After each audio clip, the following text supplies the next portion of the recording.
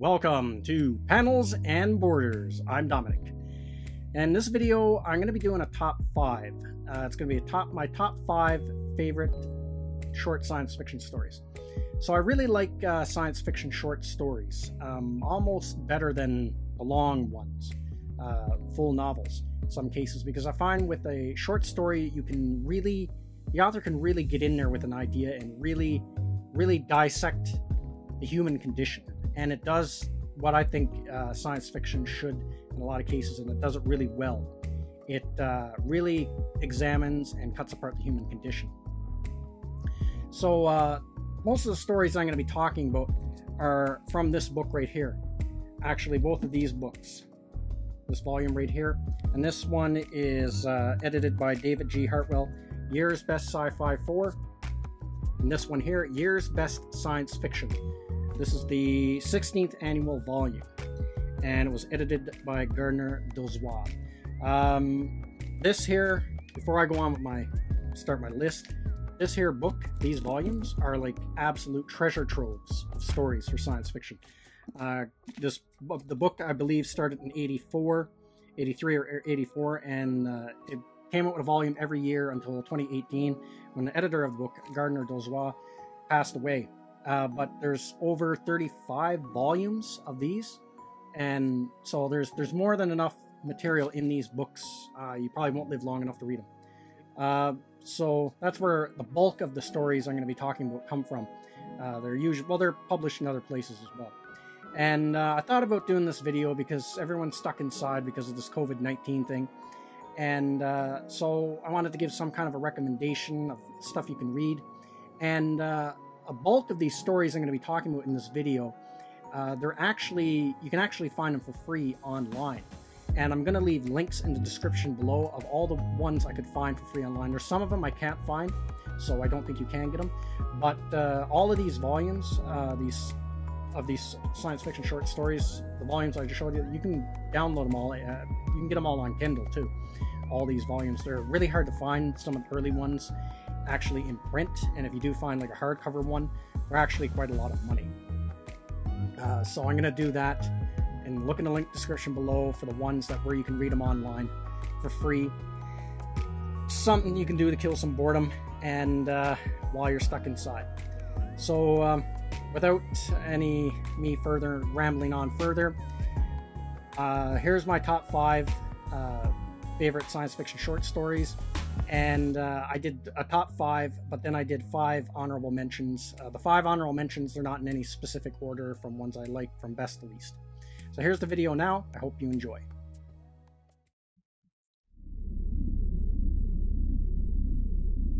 Top 5 science fiction short stories. Number 5. Cryptic by Jack McDevitt. Published in April of 1983 and nominated for a Nebula Award for Best Short Story. The search for extraterrestrial signals in SETI has always sparked the what-if scenario. What if we found the signal that would prove we are not alone? However, would the signal say something we would want to hear? Ed Dickerson had dedicated his life to SETI and spent decades searching for the signal that would prove we are not alone. Then why, after his death over a decade later, SETI researcher Harry discovers a cover-up of a possible artificial signal from the stars by Dickerson himself, with themes of humanity's thirst for knowledge of the unknown and their fears of that same unknown. I read this story in 2016 and found the mystery of it pull me right in. Jack McDevitt does a great job in the story of setting up a mystery and then letting it unfold. The characters go on a journey of curiosity to solve the mystery, to the excitement of its possibilities, and then to the chilling implications of its reality. What really nails the story for me and made me never forget it was the last chilling paragraph. If you get a chance, do not pass up this story.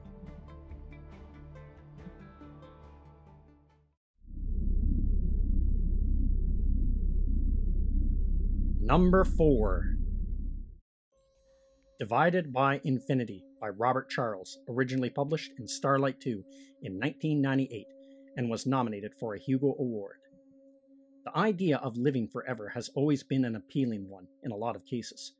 However, immortality should have a warning label. If you could live forever, would you really want to? Bill Keller is spending his retirement years contemplating suicide and mourning the loss of his wife Lorraine, who had been taken from him by cancer, until one day he decides to visit the old bookshop she used to work at. There he finds a puzzling set of science fiction paperbacks, all original books by very famous sci-fi authors that seems to have never existed before. Bill then returns to the bookstore and confronts the store's owner, Oscar Ziegler, for answers to this mystery. Oscar Ziegler, who himself suffers from declining health and needs an oxygen tank, proclaims he is immortal, and so is Bill. This story deals with themes of grief and loneliness. Also, the idea of how the older we get, the world around us seems to get stranger, and we start to lose touch with it.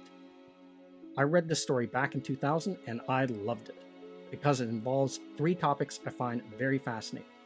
What happens when we die, the question of immortality, and the possibility of parallel universes.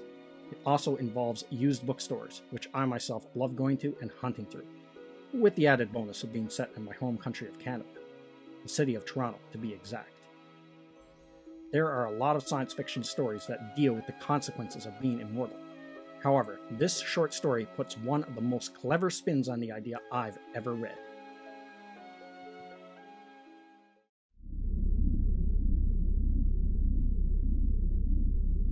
Number 3. Approaching Perimelasma by Jeffrey A. Landis, originally published in 1998. What if you could make a complete copy of your brain with all your memories, personality, and idea of self, then upload the copy to a computer? Is that you, or a copy?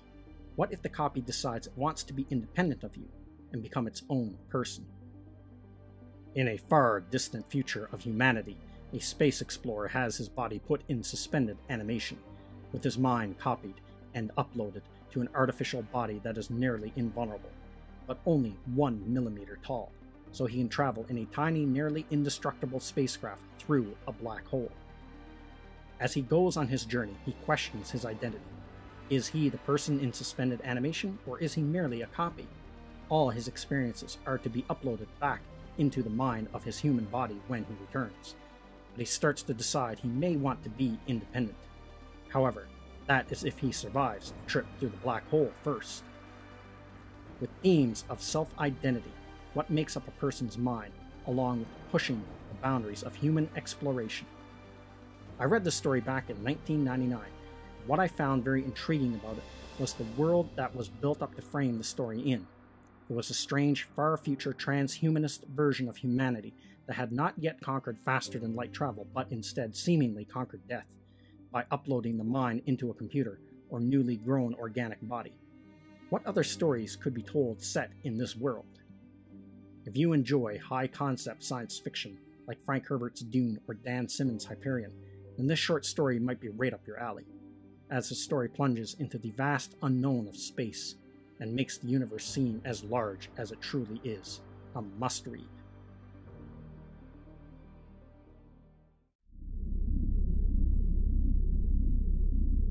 Number 2. Story of Your Life by Ted Chiang, originally published in Starlight 2 in 1998, and won a Nebula Award for Best Novella. We all speak a language and take it for granted that we do. What if we had no concept of language? How would that affect the way we perceive the world around us? How would learning a language totally alien to our own affect our perception of the world around us then? When Earth is visited by strange aliens from another world that would only be known as the heptapods, the military call in the help of Dr. Louise Banks in an attempt to understand the strange language of the aliens. As she learns the language of the mysterious heptapods, she makes a startling discovery about how the heptapods perceive the world around them. Not only that, but the act of learning their alien language starts to affect her own awareness as well. With strong themes of language and what effects it has on the human mind, also the question of do we have free will, among other themes as well. This might be one of the most well-known short stories on this list, since it has been adapted into the film Arrival in 2016 by director Denis Villeneuve. I read this story back in the early 2000s, and what I enjoyed about this story is at the very surface level, it is a sci-fi story about aliens making contact with Earth. However, that is just a framework for the real story, which is a mother dealing with the death of her daughter. That is the core of the story, and it's what made it stand out in my mind years after I read it. Also, there is a clever twist that slowly reveals itself throughout the story. If you've seen the film and enjoyed it, then you should really go and give the short story it was based on a read. You won't be disappointed.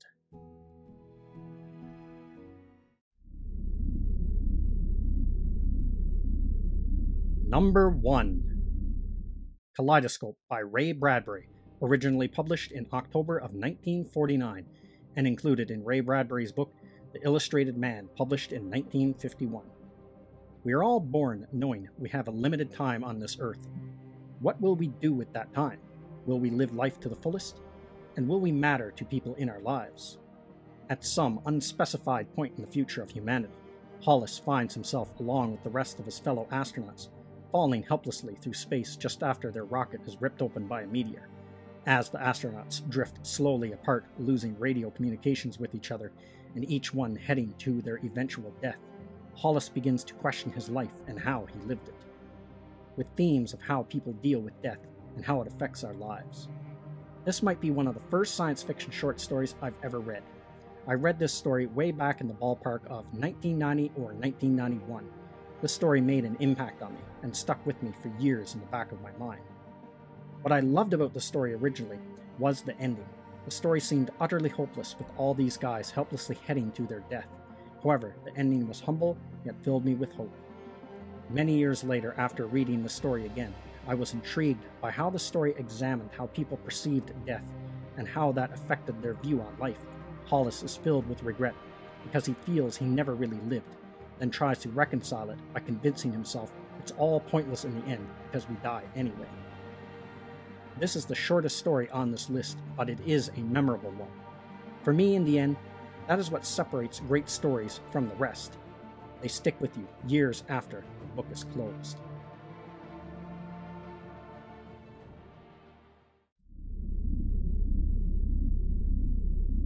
Honorable Mentions: The Island of the Immortals by Ursula K. Le Guin, originally published in 1998.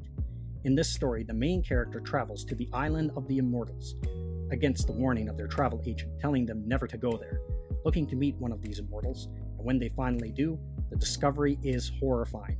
Another immortality tale with a real nightmarish catch to it. Radiant Doors by Michael Swanwick, published in 1998, winner of the 1999 Asimov's Reader Poll, nominated for a Hugo Award and a Nebula Award. Virginia is a woman who works for an organization that aids refugees. However, this new refugee crisis isn't coming from another place, but another time. Humans from a dystopian future are migrating to Earth of the past to seek asylum. One of these refugees gives Virginia a special device from the future that may turn the tide, if she can keep it out of the hands of the government. This is an excellent time travel story, and at one point was almost developed into a series for television. The Days of Solomon Gursky by Ian MacDonald, published in June of 1998. This is the story of a scientist who, through nanotechnology, becomes the next best thing to being immortal. A really fascinating read that pulls you along over eons as you follow the story of Dr. Gursky. Flying Saucer and Rock and Roll by Howard Waldrop, published in January of 1985. A teenage boy named Leroy, who lives in the New York projects and is part of a rock band. They compete against other local rock bands in their neighborhood, but are the underdogs. They get ready to compete in one ultimate showdown of musical talent. It'll be a performance no one forgets when a UFO gets involved. This is a really fun and lighthearted story, a good change of pace from the other stories on this list. Blood Music by Greg Bear, originally published in 1983 as a short story, then expanded into a full novel in 1985. It is the chilling tale of what happens when nanotechnology has a mind of its own and decides to merge with us, transforming us into something else, whether we want it or not. If you like body horror tales, then this short story is one to check out. Those are my top 5 sci-fi short stories and honorable mentions. Let me know what some of your favorite short stories are, sci-fi or otherwise. Let me know what you think in the comments section, and I will see you at the next one. Thank you to all of my subscribers, and thank you for watching this video. And if you're new to the channel, like, subscribe, and share. And don't forget to hit the bell icon for notification when new videos are uploaded.